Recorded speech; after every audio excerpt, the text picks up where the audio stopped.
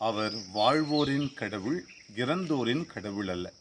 ஆண்டவர் இயேசுக்குள் பிரியமான சகோதர சகோதரிகளே, சதுசேயருடைய அந்த முரண்பட்ட கேள்விக்கு ஆண்டவர் இயேசுவினுடைய பதில் மொழி அழகாக ஆணித்தரமாக இருப்பதை இந்த நற்செய்தி வாசம் அழகாக நமக்கு புலப்படுத்துகிறது. அவர் யாக்கோபின் கடவுள், ஈசாக்கின் கடவுள் என்று சொல்லி முட்புதரிலே தந்தையாம் இறைவன் காட்சி கொடுத்து வாழ்வோரின் கடவுள் அவர் என்பதை ஆண்டவர் இயேசு இந்த சதுசேயருடைய கேள்விக்கு பதில் மொழியாக மறுமொழியாக தருகிறார். நம்முடைய வாழ்விலும் இந்த வாழ்வுக்கு வேண்டிய வரங்களை அள்ளி பொழிகிற இறைவனை நாம் கண்டுகொள்வோம். இயேசுவோடு இணைந்து நாம் பயணம் செய்கையில் வாழ்க்கையில் வருகிற தடைகளை கடந்து வாழ்வோரின் கடவுளாக இருக்கின்ற நம் கடவுளை ஒவ்வொரு நாளும் கண்டு மகிழ இந்த நாளிலே வரங்கள் கேட்போம், மன்றாடுவோம்.